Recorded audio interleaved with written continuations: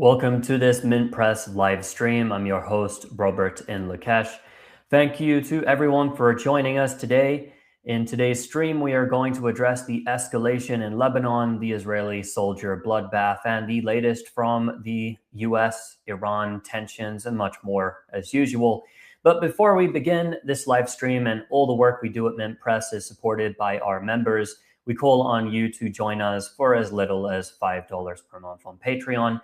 We are banned currently on PayPal and GoFundMe and had our fundraisers taken down and targeted by the Israel lobby and an Israeli OnlyFans model. So we need your support to keep Mint Press alive so that we can continue exposing the stories that the corporate media refuses to touch.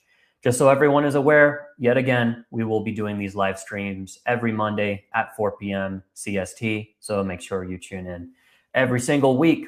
With that said, there's a lot that has been going on, and it seems like overall the corporate media is refusing to properly cover what is happening in Lebanon, although we do see some stories break through and some reporting done on the issue. Currently, there is a large-scale ethnic cleansing campaign and a push from the Israelis to occupy southern Lebanon once again, which we're going to go into because Israel has been taking a beating lately in South Lebanon through the ceasefire period, and it's only been escalating, and it doesn't seem to have any solutions for the kind of warfare that is being waged against them in the South Lebanon. But again, before we get into that, it's always good to discuss the developments as they're coming in with Iran and the United States. And to that effect, let's take a look at this, because this is something that a story that broke a few days ago from NBC News.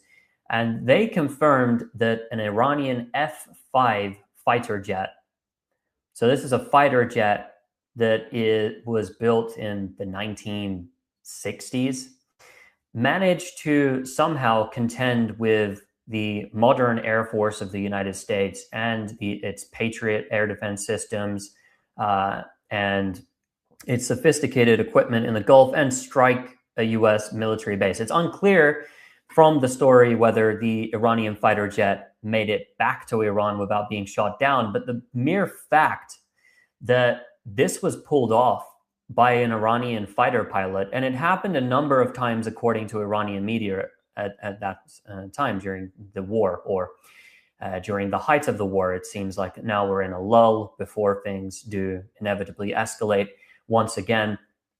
But that in of itself is actually something kind of historic, and I don't believe it's received nearly as much attention as it should have received, because this is something that you normally only see in movies. See, the U.S. military is very risk adverse.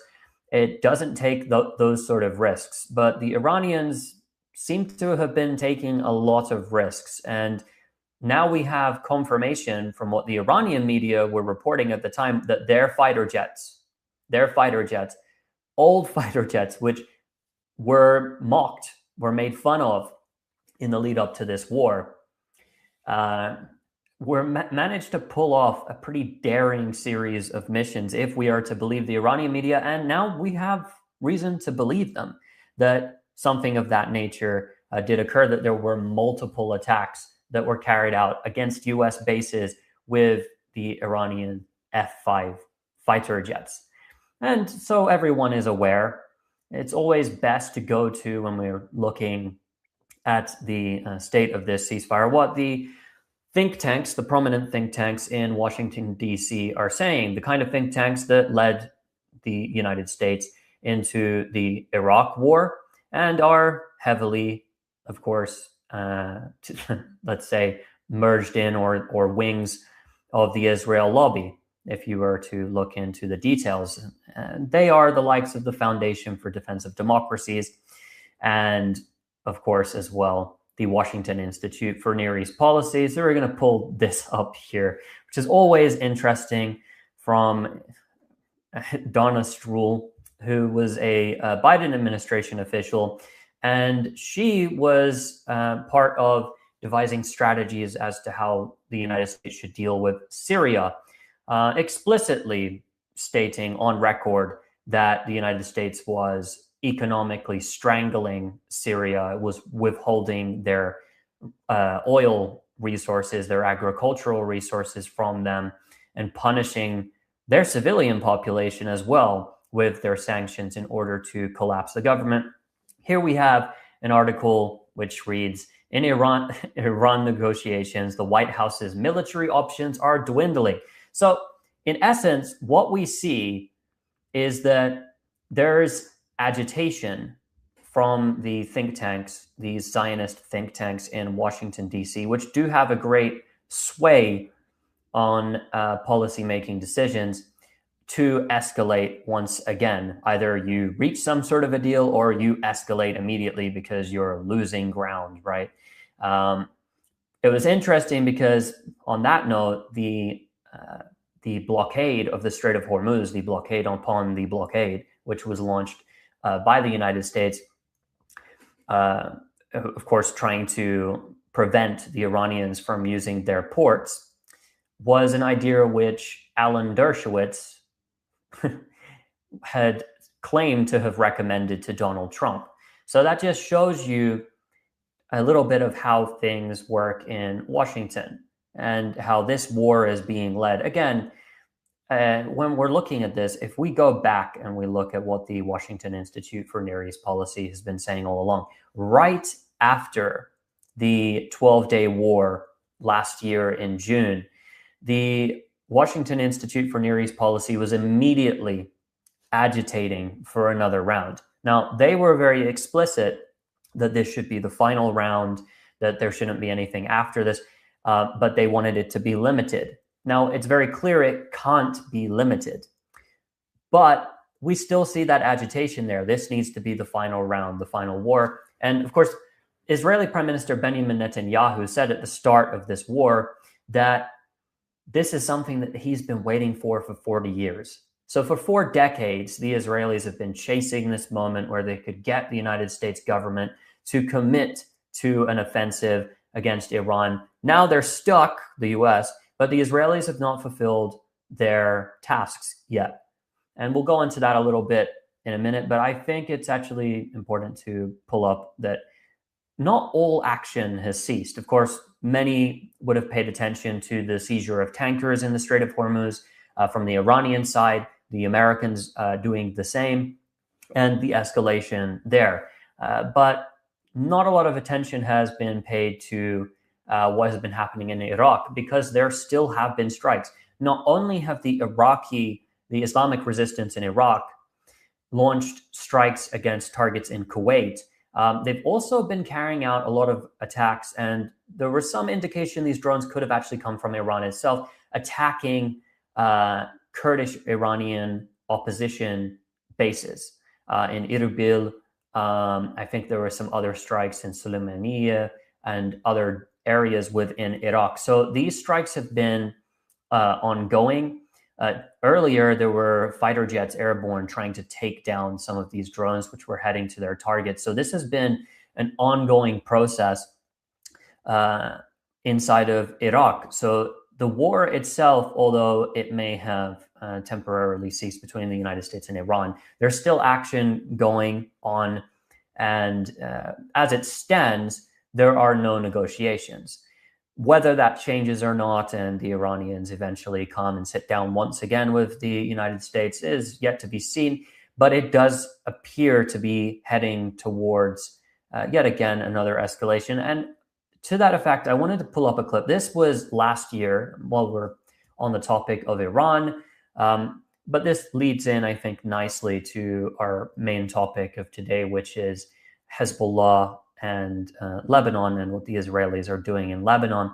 This clip was actually from last year, and it was, this is Michael Herzog, the former Israeli ambassador to the United States, speaking about the Israeli mindset.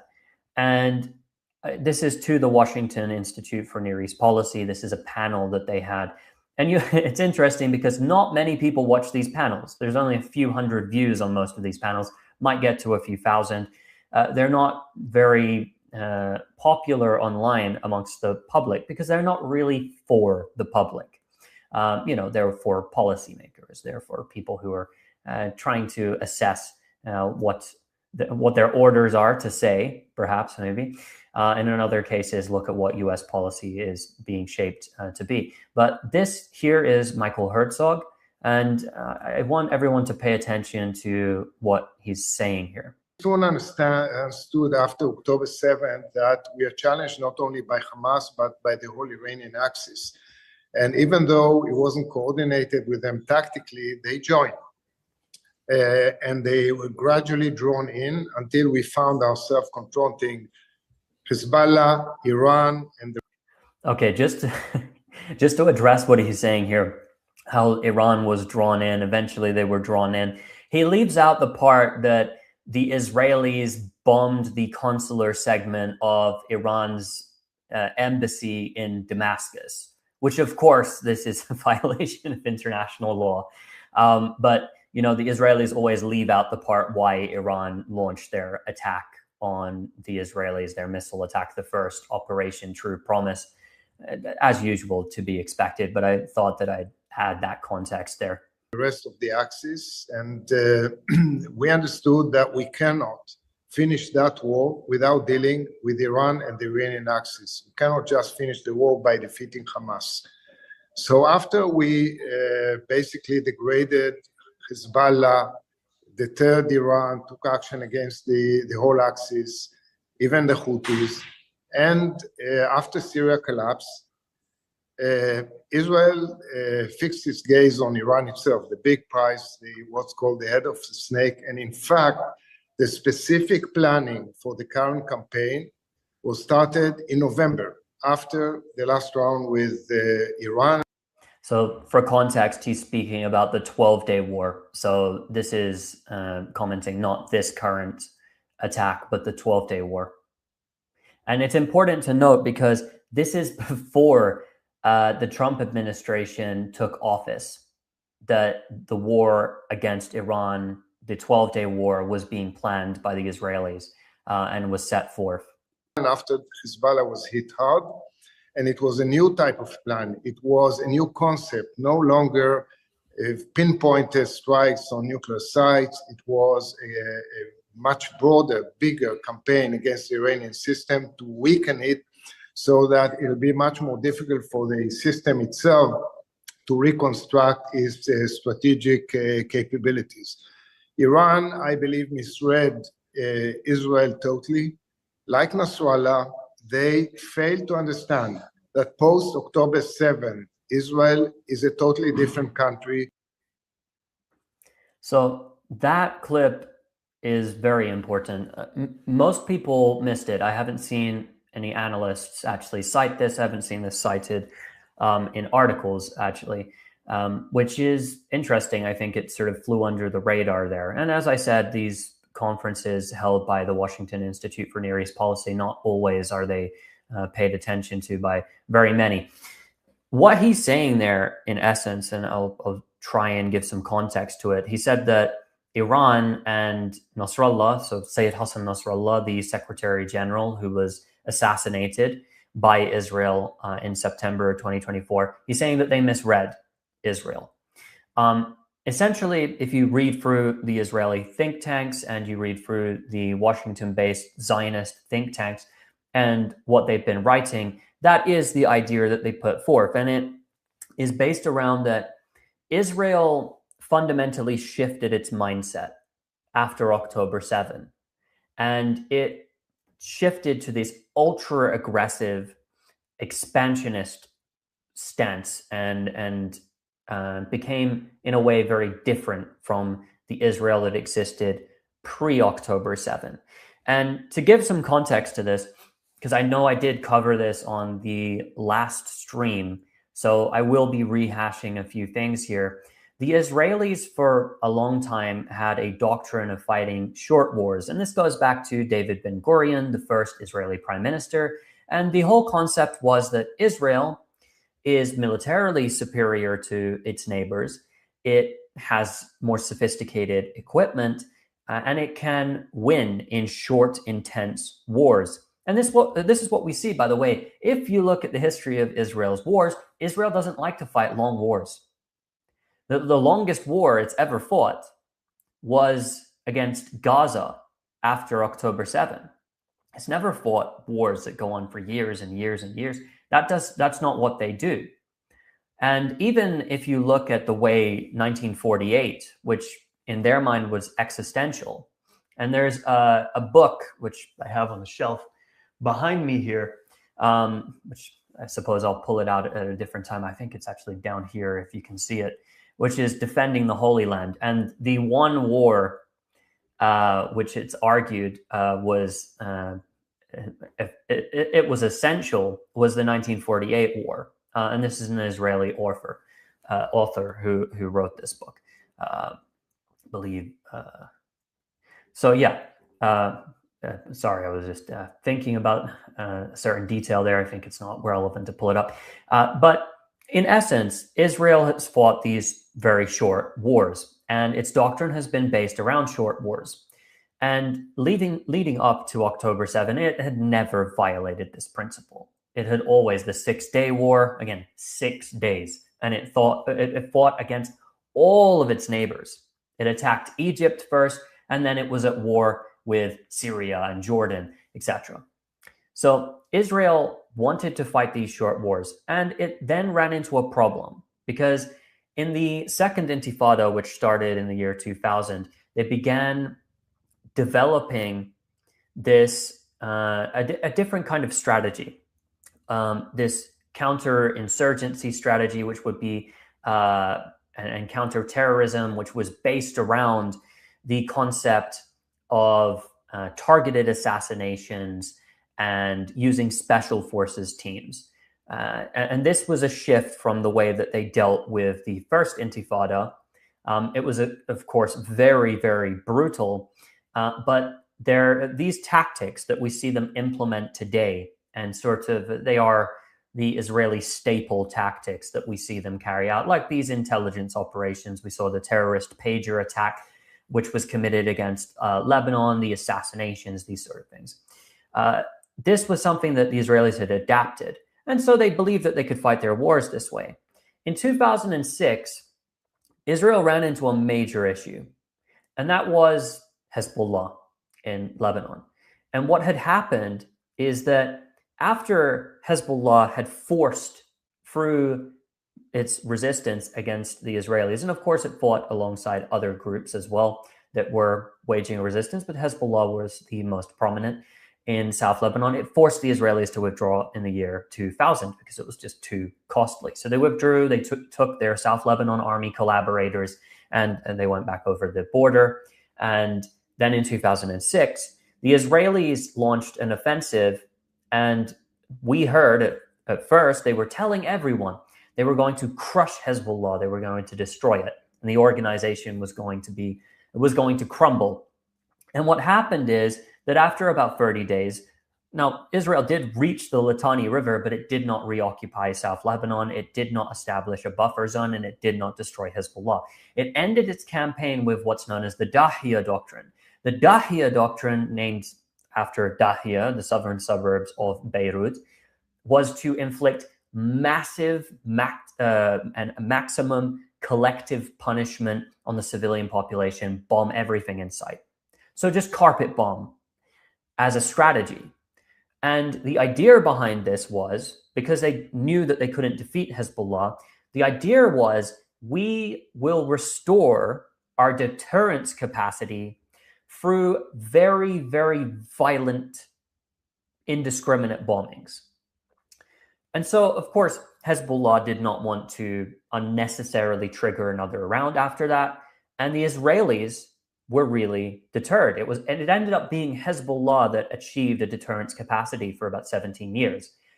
But what happened afterwards is the Israelis, of course, they did bomb Gaza in 2006. And there was a solidarity between Hezbollah and Hamas.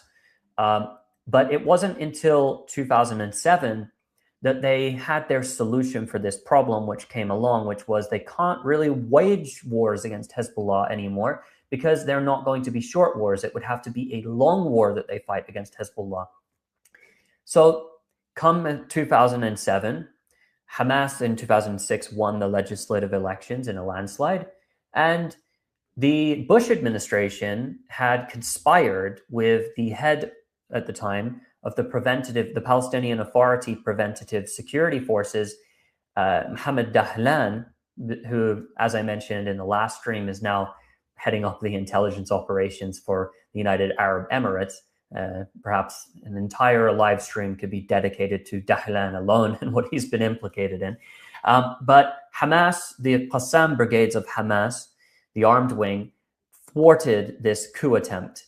And this was revealed in great detail, what went down, the way that the Bush administration funneled weapons to the Palestinian Authority led by Fatah, because it was supposed to be Hamas that would actually lead it. And this led to the Palestinian civil war, but also in 2007, it led to the Gaza Strip being taken over by Hamas. And so Hamas, opposed to Hezbollah, Hezbollah was very powerful in comparison. Hamas was not so powerful.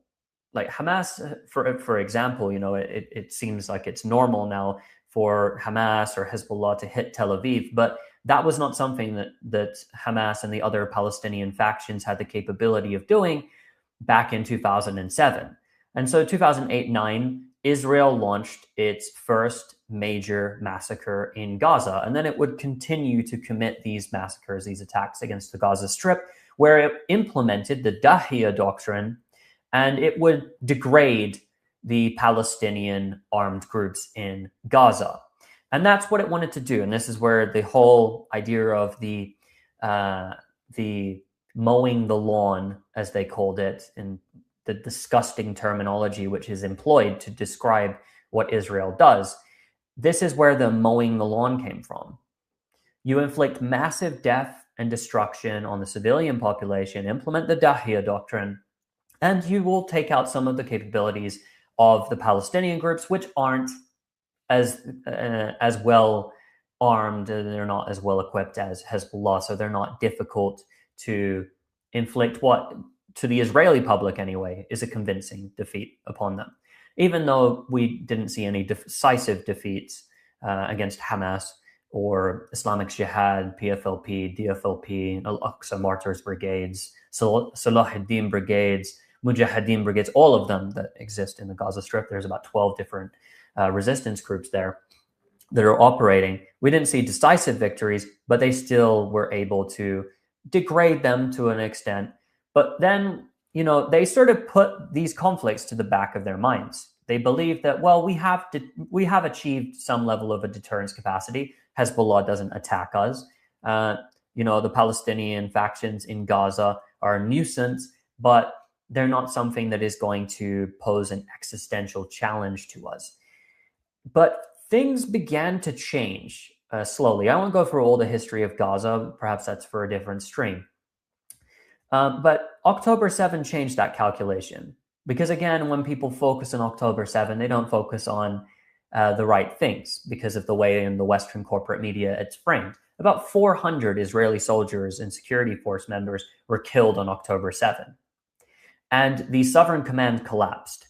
All of that superior technology, the Air Force, and by the way, the Israelis very quickly were this myth that they didn't respond for 6 or 7 hours is not actually true. The Israelis, they say that they didn't properly respond because they don't want to admit that they brought in their Apache helicopters and were firing indiscriminately, and that they brought in their drones, for instance, and they were launching drone strikes and they had their tanks there. They don't want to admit their role and to what extent they played in that.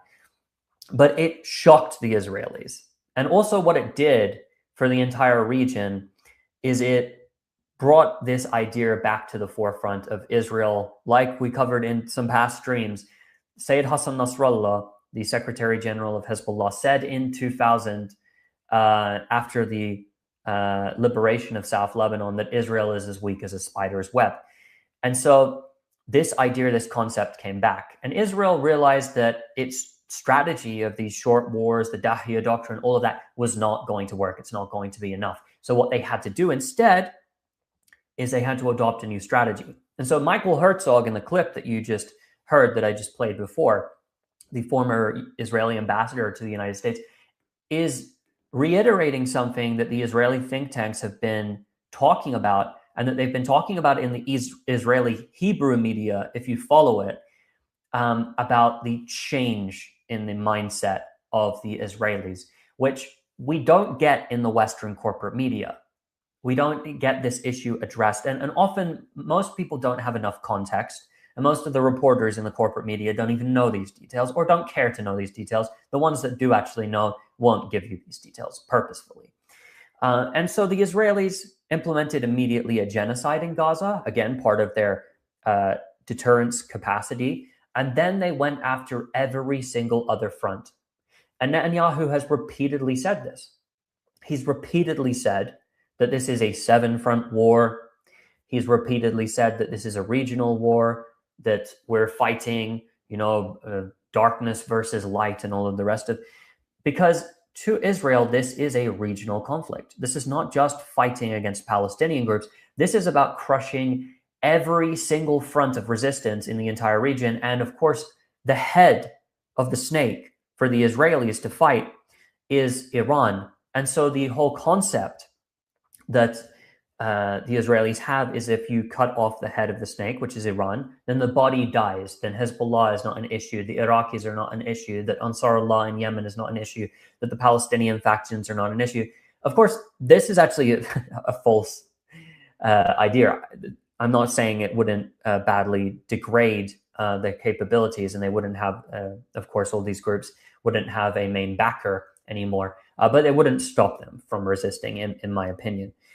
But that being said, that is the ideology, and they went straight after it. And I believe that if you looked at what Iran was doing at the time and what Hezbollah was doing in the lead up to September of 2024, when Israel launched its all-out war on Lebanon and assassinated most of the senior leadership, and of course launched its pager attacks, its indiscriminate pager attacks, the Iranians and Hezbollah seem to have been approaching the war on a level that they believed, and I have a lot of sources that sort of confirmed this analysis in one way or another, that they were trying to end the war in Gaza. They wanted to de-escalate tensions.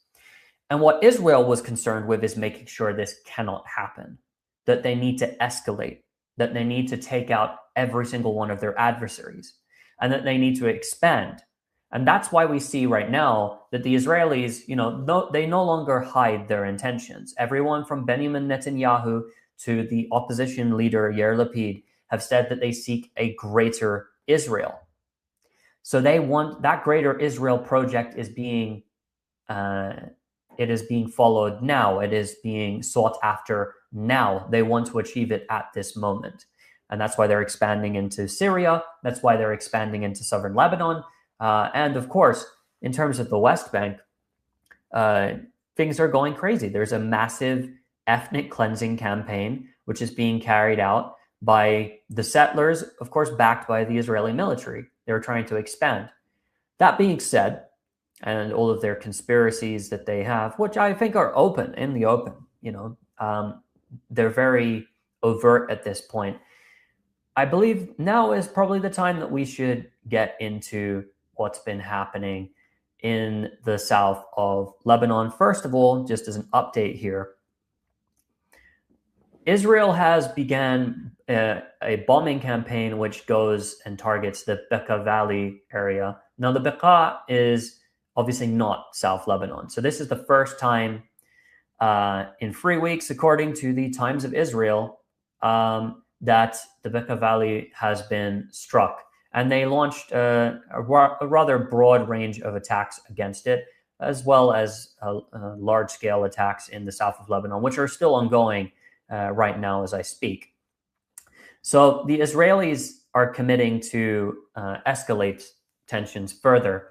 And part of the reason why they're sort of stuck here and they're being forced to escalate so quickly at this moment is because of how bad things are on the ground. And I'm going to pull up just this map here. I think this is important. Okay, I pulled this up last time as well. This is Israel's so-called buffer zone, as they claim. This is the territory that they claim to be operating inside of. So if you see there, if you were to look at this map, you would believe, or you'd be made to believe, that the Israelis somehow have control of this area, of this entire area here, which is undoubtedly not true. Now, they are operating within this zone, this so-called buffer zone, for sure. They are set up in different towns and villages throughout the south, but they do not have full operational control, and Hezbollah is surrounding them. They're all over. And the Israelis have suffered some serious losses, and it has been very difficult for them to try and contain what's been happening to them. This is a video that was released, by the way, today, and was of an attack that occurred yesterday that I'm going to play here. And what you're going to see in this video is Hezbollah and its usage of what's known as the first-person view drones, FPV drones. Now, these drones that Hezbollah is using, they're quadcopter drones, which they mass produce internally inside of Lebanon. They cost them about $50 as per estimates to produce each one of these drones, but they can be operated from such a long distance away, and they are equipped that they're used with these fiber optic cables, so they cannot be jammed. It's hard for you to detect them, and they carry an explosive, a considerable explosive charge. So they've been used en masse in South Lebanon by Hezbollah. It's been a major problem, but they didn't in this attack, which took place yesterday in an area called Taibe. They didn't just use the drones against an Israeli a series of Israeli soldiers, 6 Israeli soldiers.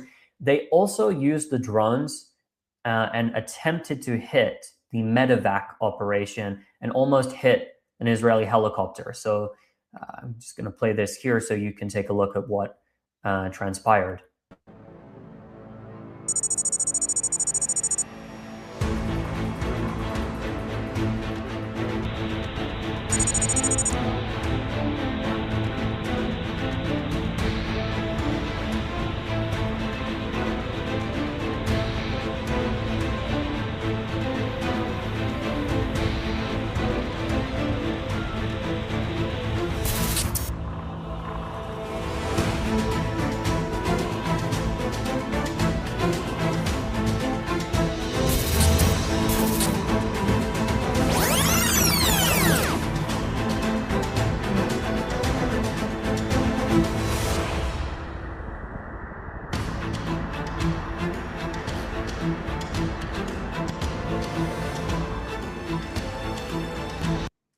Just so everyone is aware while you're watching this, this is the second drone heading towards the helicopter, which is evacuating the Israeli soldier here. So what you just saw there was an attack which killed 1 Israeli soldier, as per what Israel reported. It killed 1 Israeli soldier and injured 5 others.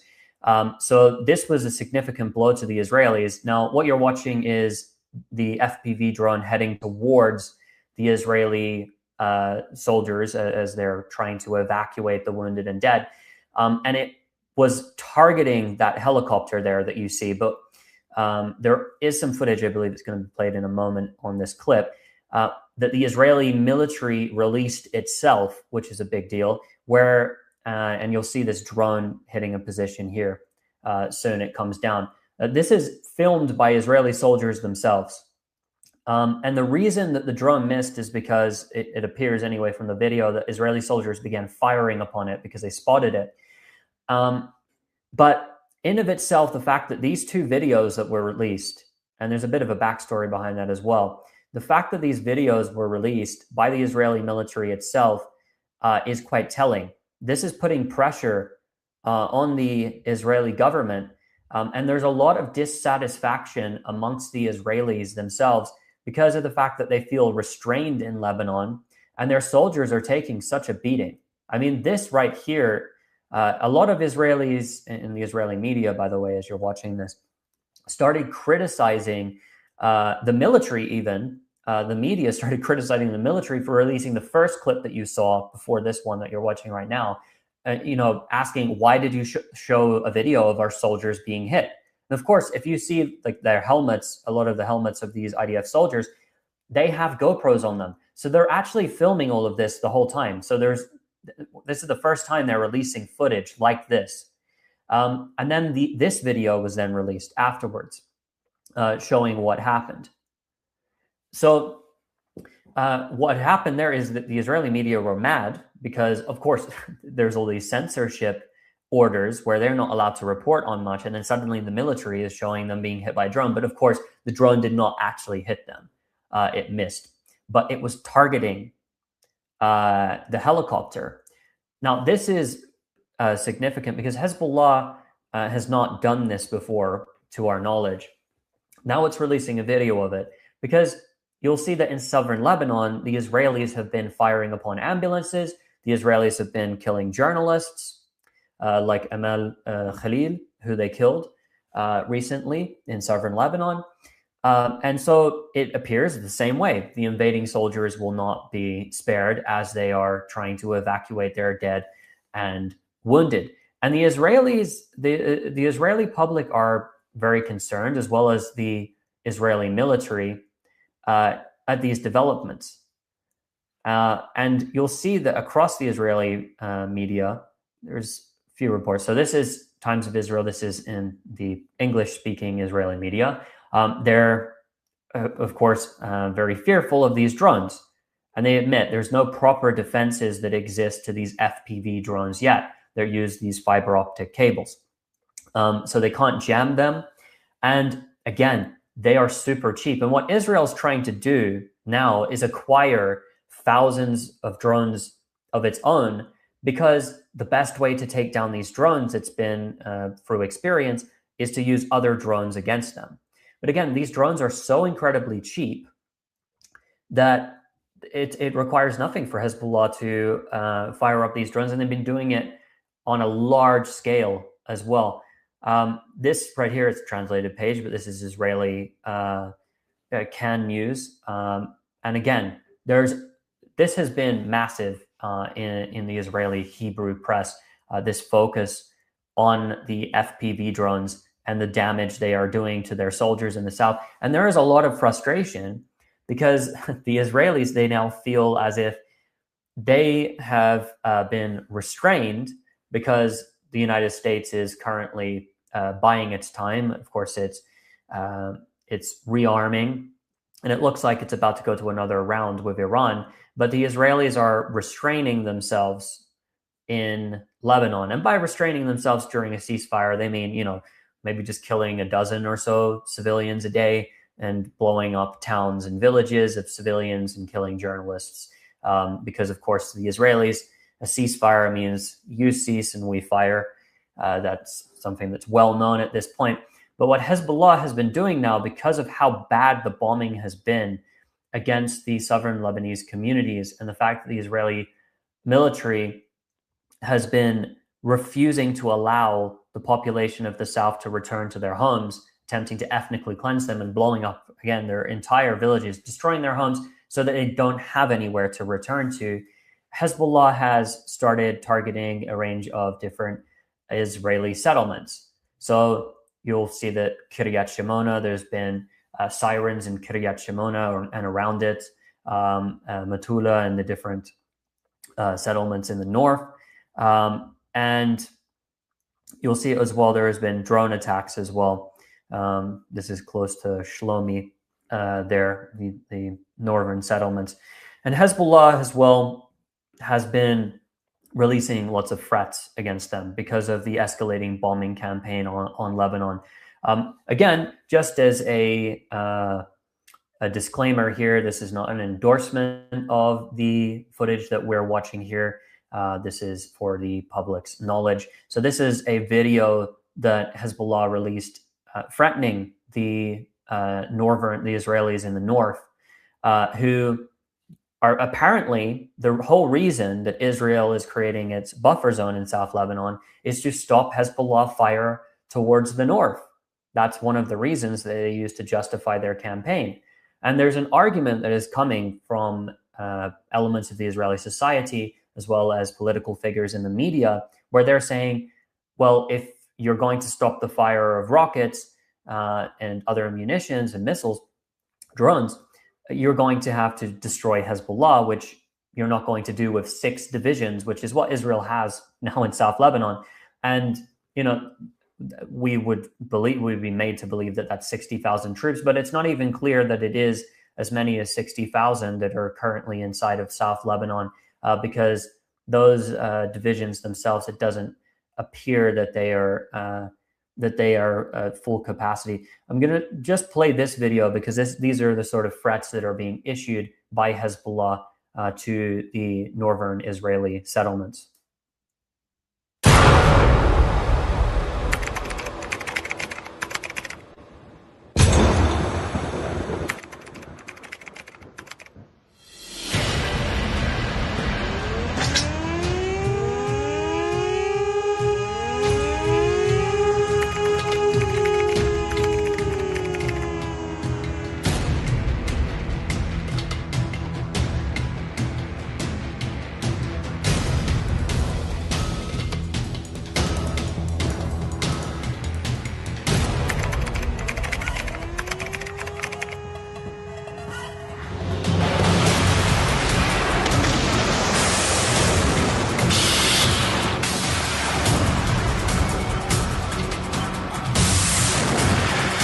هذه المستوطنات الإسرائيلية في شمال فلسطين لن تكون آمنة ولو دخل الإسرائيلي إلى أي مساحة من لبنان.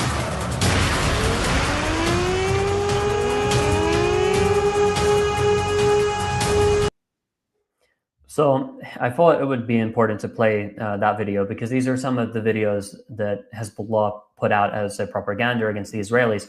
And it really does agitate the Israelis, these sort of videos coming out. And what you saw there was some of the missiles that Hezbollah has used, cruise missiles, ballistic missiles, drones that it has fired. And today the Israeli media claimed that 10,000 rockets, missiles, and drones had been fired by Hezbollah at their forces in South Lebanon and also at the north and different targets. Because Hezbollah, even this time, they've hit targets in Tel Aviv, mainly going after military targets, radar sites, the likes so far. And this is something that is deeply troubling for them because they believe that they would get a ceasefire in Lebanon as they had before the attack began on Iran on the 28th of February earlier this year. And that was a 15-month ceasefire period where the Israelis committed 400 ceasefire violations as per UNIFIL, UN peacekeeping forces. They recorded them within 15 months.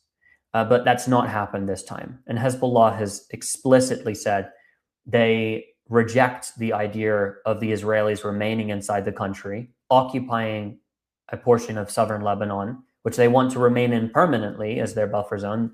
Israeli settler groups are even planning to expand settlements into the south of Lebanon. I don't believe they're ever going to get to that. But what's actually happened, another thing to mention is the Israelis have actually enacted their Gaza strategy for demolishing Lebanese civilian homes. So what had happened during the genocide on Gaza is that the Israeli military had worked hand in hand with private Israeli companies to bring those Israeli contractors, civilian contractors, into the Gaza Strip to help using their companies' bulldozers and excavation equipment to destroy buildings in Gaza, to level Gaza. So this has been a project, and they got paid good money. They got paid danger money to do this. And this is a whole industry for the Israelis. This is big money business for Israelis. They get paid danger money to go into Gaza and now into Lebanon and rig civilian homes with explosives or use bulldozers or whatever it may be under the cover of the military to destroy those places, to ethnically cleanse populations from their homes, from their refugee camps, from their towns. And the Israelis have developed this strategy, and that's what they're using in Lebanon, but they're not getting anywhere because constantly we're seeing that Hezbollah now are firing back.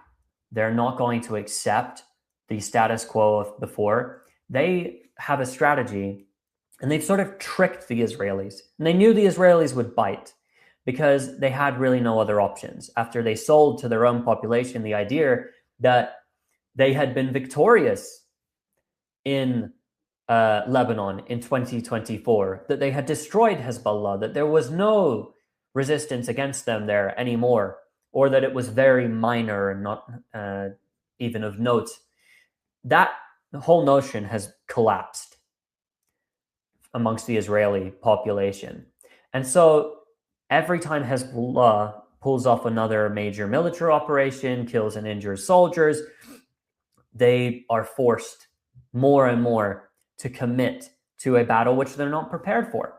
Their soldiers are exhausted. Their divisions are depleted to a large extent in many cases. And even in terms of equipment and tanks, they're wasting a lot of their tanks, a lot of their equipment, which it's hard to get a hold of. And they're still repairing a lot of tanks, armored personnel carriers, and other vehicles from what happened in Gaza, because hundreds upon hundreds.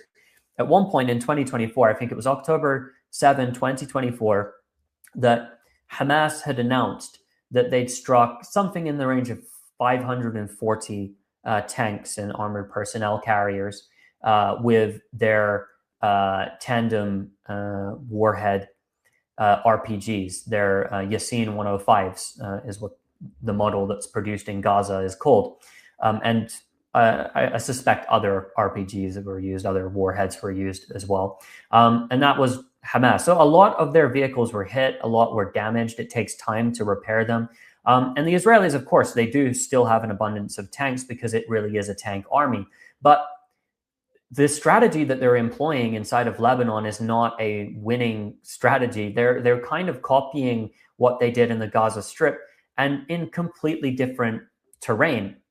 So I'm going to play a clip here just to demonstrate the difference in capabilities here.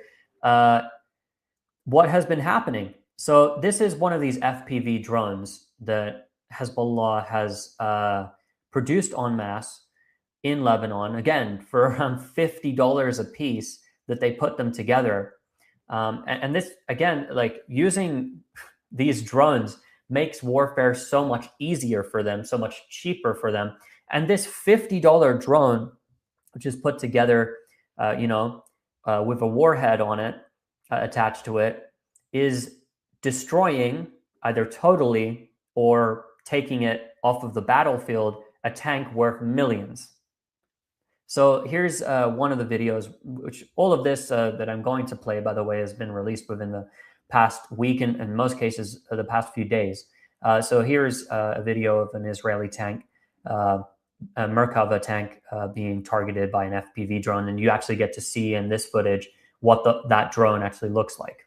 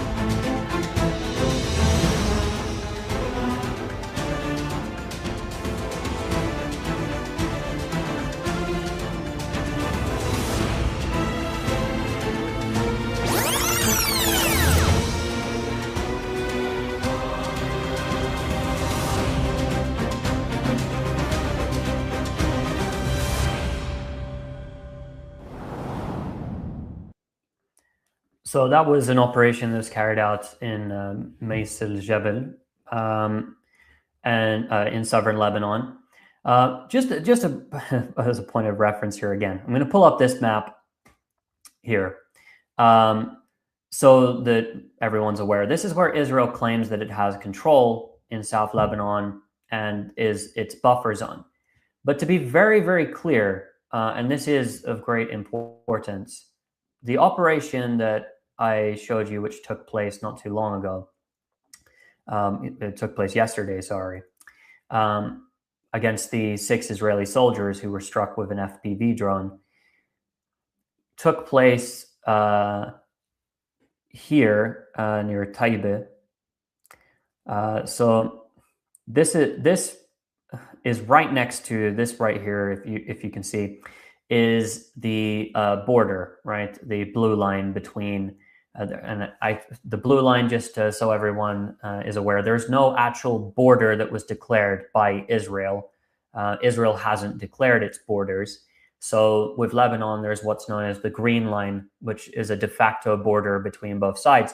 This is that border area. This is Taibe. Taibe is where the operation was carried out with an FPV drone and that hit those 6 soldiers, killing one of them and injuring others. It's right next to the border. We're talking about just kilometers away. And this is Kiryat Shimona, which I showed a little while ago, that is getting hit still with rocket attacks sometimes. This area, at least, surrounding Kiryat Shimona has been struck with rocket attacks.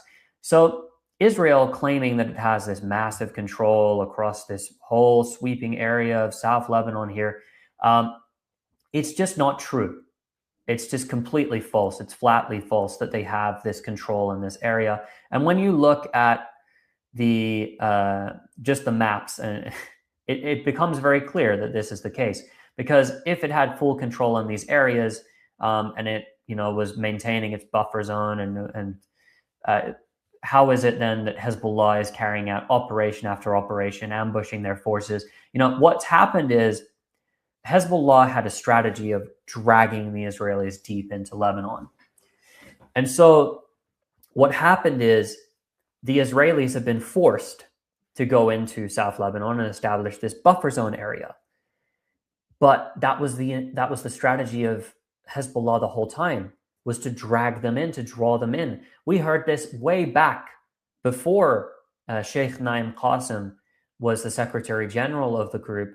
We heard this during the days of Sayyid Hassan Nasrallah, the former Secretary General, the former leader of Hezbollah, that the idea was, and they invite them to come in. They invite the Israeli army to come deep into South Lebanon because that's where their army is going to be buried. And Nasrallah famously said, if you come into South Lebanon with your tanks and you try and fight us here and you want to try and occupy us, you will not have a single tank left. And so you'll see that Hezbollah at the moment, they're carrying out all of these missions and they're taking out a lot of different equipment of the Israelis, and are doing this with these FPV drones. So, for example, here's an attack that took place in Beit Leaf in southern Lebanon.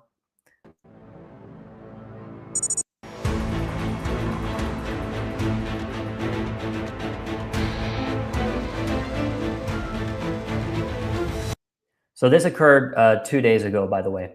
This attack is 2 days ago. And what they are doing with these drones, and the drone operators appear to be becoming more skilled with their use of the drones, they're attacking weak points in the tank. You'll see that they'll do top attacks. They'll target the doors of the tank. They're going after parts of the tank where the armor is at its weakest.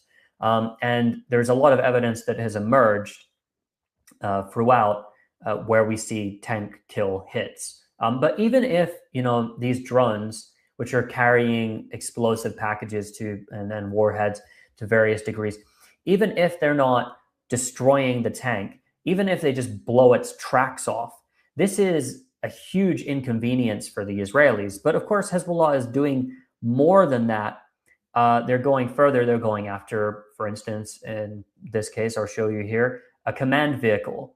And I believe this came out just late last week. This video was published.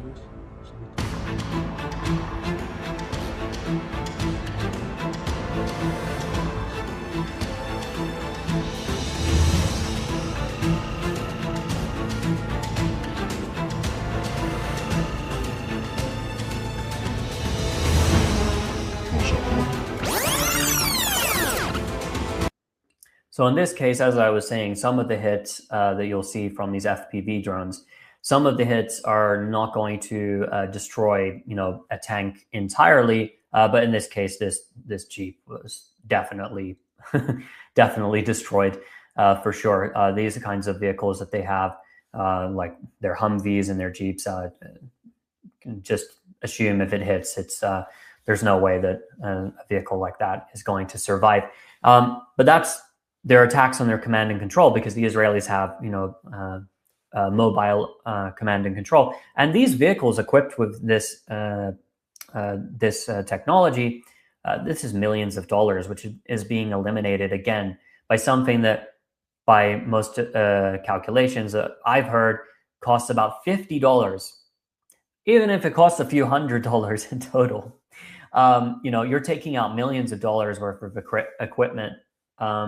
Multi-million-dollar Merkava tanks with drones that are put together inside of Lebanon, super cheap, with material that's easy to acquire, and it's causing an enormous issue for the Israelis.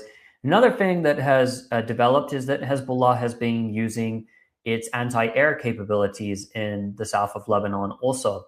Most recently, they brought down a multi-million-dollar Israeli Hermes 450 drone. So here's the footage of that.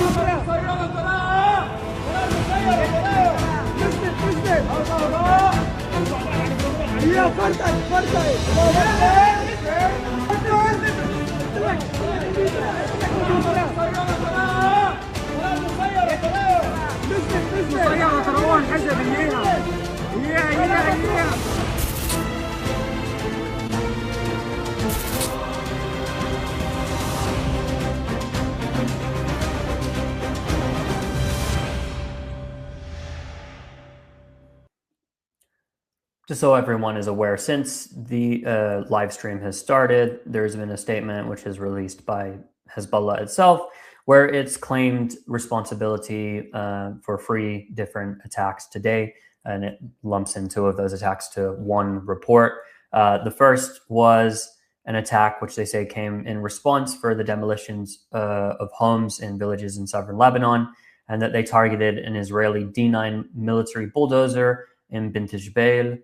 And then the second attack, again in response and retaliation for attacks on villages and the demolition of homes, was on a Merkava tank in Qantara.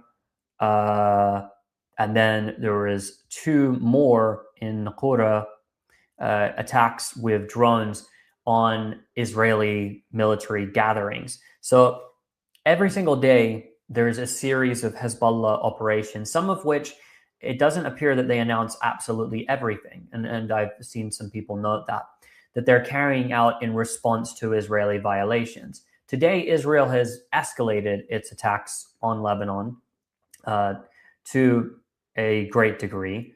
And so we hear as well the threats coming out from the Israeli defense minister, so-called Israel Katz, who is again threatening to go all in and destroy Lebanon, as he frequently does. And so Hezbollah is putting up a fight, and Israel has been drawn in and is being drowned by Hezbollah in the south of Lebanon. And just so everyone's aware as well, I think I might have brought this up before, but I'm going to pull this up now as well. One of the other main weapons of choice that is being used by Hezbollah in the south of Lebanon is what's known as the LMS ATGM. This is here, this Israeli Research and Education Center, which focuses on the north specifically, sort of think tank. And what happened with this this system is that the Hezbollah managed to get their hands on it when they were fighting against the Israelis, and it's based on the Israeli spike system. And the Iranians, the IRGC, managed to reverse engineer it and then put it back in the hands of the Lebanese fighters in southern Lebanon. And so now these have been mass produced. There is an abundance of them. And we know there is an abundance of these weapons, by the way, just because of the way that they were being used even in 2024, when Hezbollah was under major strain. There was a massive stockpile that they still did have of these weapons and continue to have. And we've seen as well some evidence that these weapons continue to flood over the Lebanese border. So as it stands, the Israelis, they keep making all these grand threats against Lebanon, and all they're doing is destroying civilian homes. They claim to be hunting down Hezbollah and carving out this buffer zone, but there's just no evidence of that. They're there destroying civilian buildings and then getting ambushed, which is very similar to what was happening in Gaza. Because in Gaza, that's what they would do. The majority of the operations carried out by the Israeli military in the Gaza Strip were to demolish homes, were to destroy the infrastructure. That's what they were doing. That was their goal there, was to destroy Gaza, not to destroy Hamas. And again, I pull up this point a lot, and I try to fixate on it because you will not see footage. I mean, saying that, the Israelis released a video of them firing into, the middle of nowhere today. Finally, in Lebanon, we saw some battle footage, but there's nothing coming back at them in the video. They're just, it could just be sweeping. They're firing into random areas, but the Israelis aren't going after Hezbollah. The Israelis didn't go after Hamas. They weren't, fighting on the ground and trying to eliminate an enemy army. That's not what they were doing. They were simply going into an area. They throw their military vehicles into that area, and they're backed up by their air support. And they set up base there, and then they just start rigging the homes and blowing them up. That's the majority of what the Israeli army does. That's the majority of what they do. And if you look in Gaza, the videos that came out, hundreds of them, of operations carried out by the Palestinian groups, they're always, again, their attacks are on Israeli tanks where they can run right up to the tank, place an explosive package on the tank or underneath the tank, and then get out of there. Because they hide inside their military vehicles, they don't fight. It's not really fighting. They're just depending upon their technology, and they're there to destroy, like Donald Trump says, destroy an entire civilization, and an entire civilization will die in terms of his threats towards Iran. Israel is doing that when it comes to its operations against Gaza and Lebanon. And then when things aren't going too well for them, they implement the Dahiya doctrine, kill a whole bunch of civilians, like we saw with the start of the temporary ceasefire between the United States and Iran, where Israel immediately went towards attacking over 100 targets in 10 minutes and killed more than 300 people, most of whom were in Beirut. Because again, the Dahiya doctrine, that this is a means of deterrence.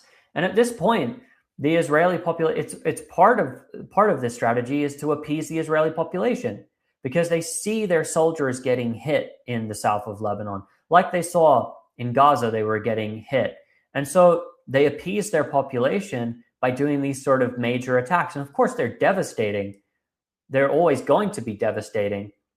And they might, in the midst of these attacks, sometimes get family members of somebody important. But again, these are war crimes. This is not a military which is fighting a real war. They're trying to inflict genocide. They're trying to inflict ethnic cleansing. That's their strategy. That's the strategy that they're following here. And if you look at all the battle footage, it's all one way. The Israelis released plenty of footage of their forces blowing up civilian homes. When do you see footage from 2+ years in Gaza of IDF soldiers ambushing positions of Hamas or Islamic Jihad or any other group? It just doesn't exist, because they didn't do that. And so in Lebanon, it's the exact same thing, and that is why they are being drowned in South Lebanon. They're being drowned by Hezbollah, and they're not going to get anywhere with it. And this is running straight into the hands of Hezbollah. This is exactly the strategy that they were planning for. In the meantime, they're focusing on the political arena. They put up this spectacle with the so-called Lebanese government, which is behaving in a way that is completely betraying the south of the country. Yet again, the Lebanese government is engaged in this magical, this mythical project to normalize ties with the Israelis while claiming that they're in talks to bring about peace and stability somehow while Israel is still bombing their country. And the idea here is to divide the country and to plunge it into civil war. But at this point, the president of Lebanon, so-called president, Joseph Aoun, and the prime minister, Nawaf Salam, they don't have any legitimacy anymore, because everything they're doing right now is in the interests of the United States and Israel. They're not behaving and they're not acting on behalf of the Lebanese public. And it wouldn't surprise me if there was some sort of uprising against them and their project to normalize, like there was in the 80s. And as a reminder, the Lebanese president in 1982, his name was Bashir Ismail, who was very close to the Israelis and Israeli intelligence, and was a leading figure in Kataib, or the Phalange, Maronite, a Christian Maronite fascist militia group. He became president, and he only lasted not even a month. It was a few weeks, I believe. And he was assassinated by a fellow Maronite Christian who detonated a bomb and killed him. This Maronite Christian was part of the SSNP party. And that was not even, Bashir Ismail wasn't even explicitly stating that he wanted normalization. He said he wanted an agreement, but not full normalization, and he held off from that. But it was very clear where things were heading with him, and he was killed. He was assassinated. So, I mean, the Lebanese government and the way they're behaving, they're trying to blame Hezbollah for this whole conflict, and it goes back to all of it. Everyone tries to blame Hezbollah for starting this.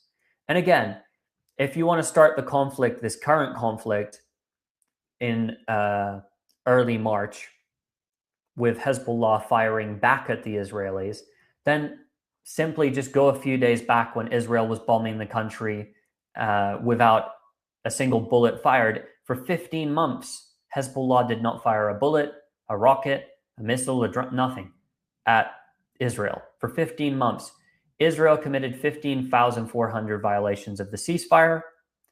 Israel was openly expanding and establishing more military points in the south of Lebanon. Israel would not allow reconstruction, and instead it was pushing and agitating, along with the United States, to have the Lebanese army be forced to disarm Hezbollah so there could be absolutely no resistance.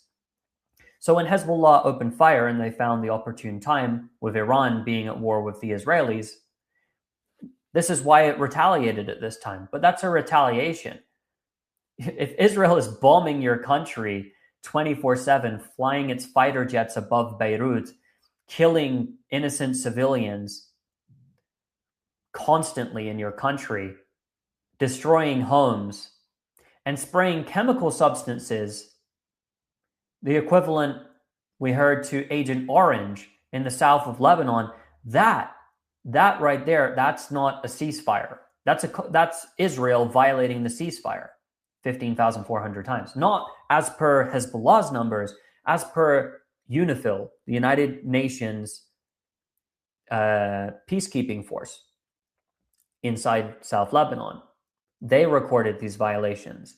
And then when this current temporary ceasefire declared by Donald Trump was implemented, Israel had violated it at least 10 times within the first hour and opened fire on an ambulance. So there is no question about who started this. Now, if you want to go back and say, hey, on October 8th, Hezbollah fired at Israel. Well, again, you would be wrong to say that Hezbollah started that conflict, because it most certainly didn't. What was happening at that time? Israel had violated the blue line. Israel was building its security fence and wall inside Lebanese territory. It was going and establishing new positions. It was clearing out land on the Lebanese side of the border. Over the years, it committed thousands and thousands upon thousands of violations of Lebanese airspace, of Lebanese water, of Lebanese land as well. It constantly violated the terms of the UN Security Council resolution to implement the ceasefire in the country. And so what Hezbollah had done at the time, most people, their memory doesn't go back that far, but there was a village which is part of Lebanon, which Israel had taken control of, where Hezbollah actually set up tents. Its fighters went into the area and set up tents there. Now, the Israelis, because they've occupied it, they claim that this is their territory. And Hezbollah had set tents there. And they'd said, if you continue to violate, we're going to continue to set up more tents. And Israel came in and they bombed the site of the tent, and then the tent went back up the next day. And there was tension between Hezbollah and Israel, and a lot of people suspected it would go to war because of the way the Israelis were violating the ceasefire. And the Israelis were coming over the Lebanese blue line and confronting the army, the Lebanese army. They were going head on with the Lebanese army. That was happening before October 7. That was happening before October 7, and Israeli fighter jets, Israeli drones, Israeli warships would enter Lebanese sovereign territory. That would constantly happen. So when we're looking at what happened there as well, on October 8, Hezbollah fired into the Sheba Farms area and the Ghajar village, which is the village that I was mentioning a moment ago. It fired into those areas, which are Lebanese territory. They are territory that is not Israeli. It's illegally occupied. So Hezbollah fired on Israeli positions in occupied territory. Under international law, there is a right for resistance to expel a belligerent occupier from your land. So you cannot, in that case, say that Hezbollah was the one to actually initiate that conflict. It wasn't. Now, did Hezbollah, again, time this in a way that was going to coincide with something else happening? Of course it did. Hezbollah didn't target all of the areas that are considered to be in Israel proper, or occupied Palestine, northern occupied Palestine, until Israel began bombing Lebanon and killing civilians. And even then, for a while, Hezbollah targeted mainly surveillance equipment, radars, cameras. These were the sort of sites, and military targets. And only after Israel dramatically escalated would it then go on to send rocket attacks against areas like Kiryat Shimona, Shlomi, Metula, all of these northern areas. So the idea that Hezbollah is responsible for this current conflict is utterly ridiculous. The Lebanese army is not allowed to resist Israel. And Tom Barak, the US's ambassador to Turkey and Syria, who then basically took over the Lebanon file, openly said in an interview last year, he said, we're arming the Lebanese army to fight their own people.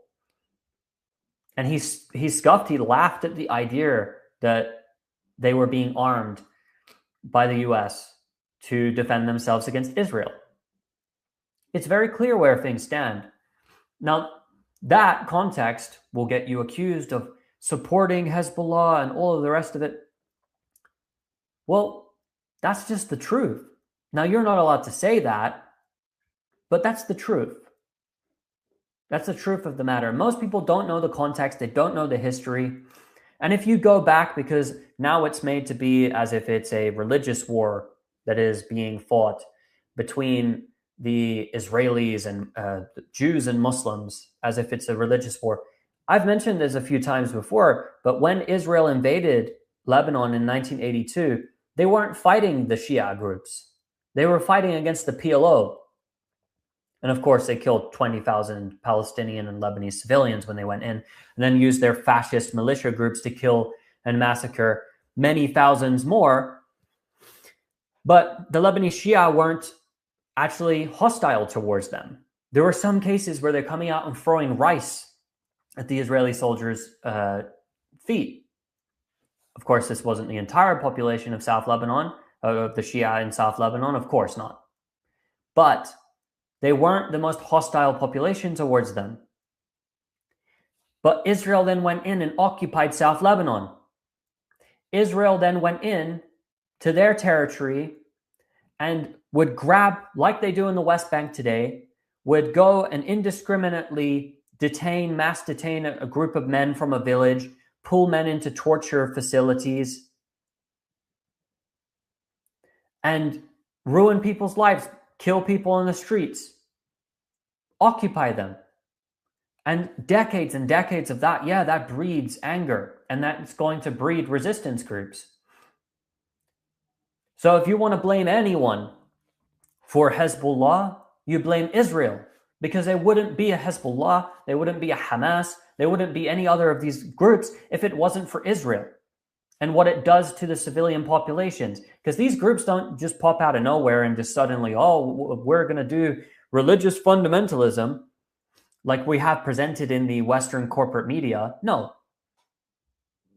Of course, they're going to have a religious flavor because they are, and it's going to be a Shia religious flavor of their resistance in South Lebanon, like it's Sunni in the Gaza Strip.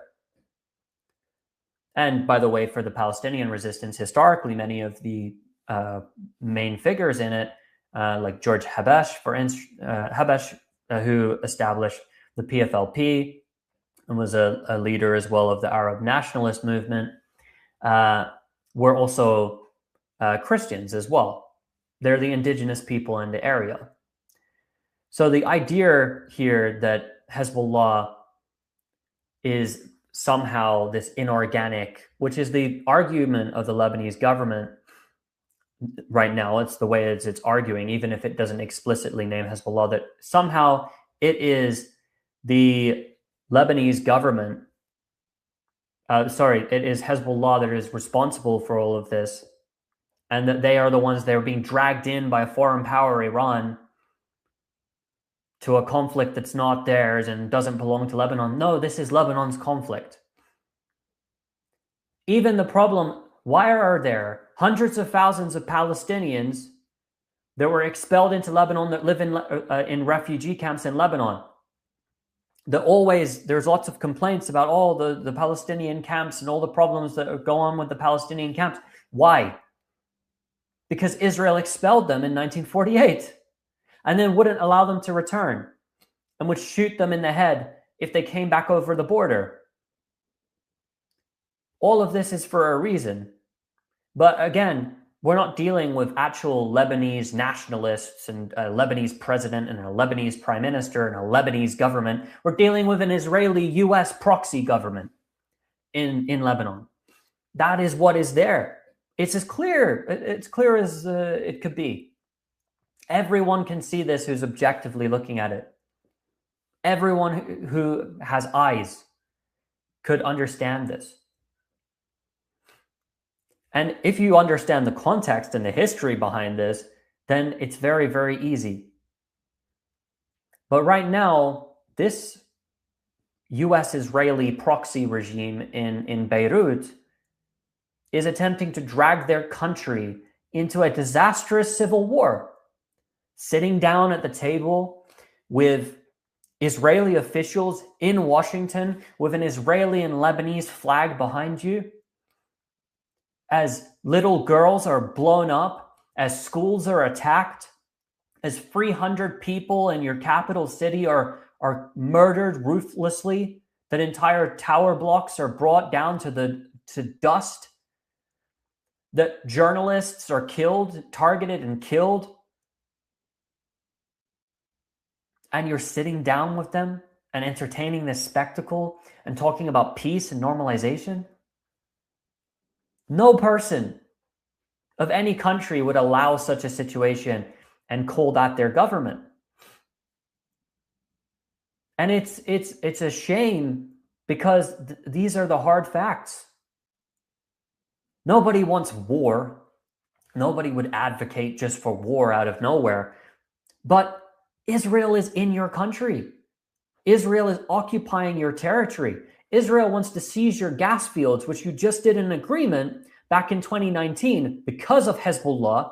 It was because of the pressure that Hezbollah put on the Israeli government through the threat of force, that if they didn't allow them to have access to the likes of Qana Field and different areas in their territorial waters, that they would retaliate for violating Lebanese sovereignty. It was because of Hezbollah that you got granted those rights in the first place in an agreement for your maritime borders. And then you turn around and pretend like that didn't happen. You turn around and pretend like 17 years of deterrence, which was achieved by Hezbollah, never happened.